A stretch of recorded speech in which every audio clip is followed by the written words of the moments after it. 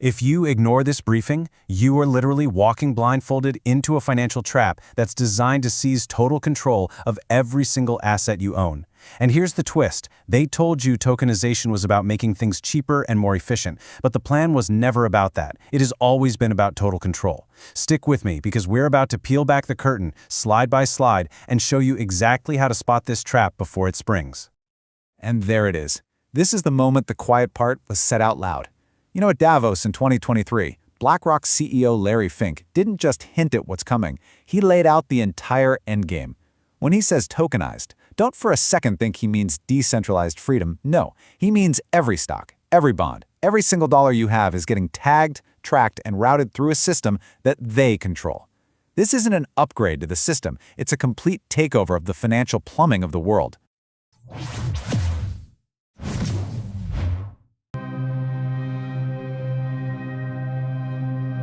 All right, let's dig in. Part 1. Fink's Tokenization Endgame. And let's be perfectly clear, this isn't some distant sci-fi idea. This is the financial blueprint for what the World Economic Forum calls the Fourth Industrial Revolution. And believe me, it is rolling out right now as we speak. Now, the core of this whole thing, the engine, is this concept of the unified ledger. The sales pitch is really slick. They say it's a single global blockchain to slash fees and fight corruption. I mean, sounds great, right? But you gotta look closer. This is the ultimate tool for centralization. Think about it. A single ledger means there's a single point of failure. But even more importantly, it gives the financial elite one choke point to monitor, to control, and if they want to block every transaction you ever make. Okay, but here's the thing. A ledger by itself is just a fancy database. So how do they turn this piece of tech into an instrument of absolute control? Well, that brings us to part 2, and this is the piece of the puzzle nobody is talking about, the digital ID trap. And the craziest part is, none of this is some secret conspiracy theory. It's not. The entire plan has been hiding in plain sight for years. The World Economic Forum hasn't just talked about it. They've published the literal blueprint for how this system is going to be implemented across the globe.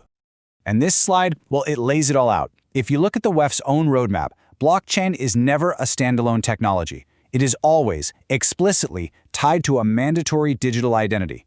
That ID then becomes the key you need to unlock your ability to make payments and even to participate in society. This is the connection that turns a financial innovation into a surveillance machine. So, they have the tech plan, but how do they make it law? How do they actually force everyone to get on board? Well, if you're in the United States, they're using a legal weapon that's disguised as progress. And this brings us to part 3, the Genius Act attack. Look, don't just take my word for it. This is a direct warning from inside Congress. Representative Warren Davidson has been sounding the alarm about a proposed law, let's call it the Genius Act. And he says it is specifically engineered to create an account-based system. He doesn't mince words. He calls it what it is, the legal architecture for a surveillance state. So what in the world is this account-based system they're pushing so hard for? This slide really breaks down the two futures we are facing. In their world, the banks control everything. It's totally centralized, and you need their permission to use your own money. On the other side is self-custody, the very heart of crypto, where you control your keys in a decentralized, permissionless world. The Genius Act is a direct legislative attack designed to destroy that freedom. Okay, I have to pause here. If you are seeing the truth in what we are exposing, I need you to act right now. Smash that like button for me and make absolutely certain you are subscribed to Crypto Global News. And you must hit that bell icon now.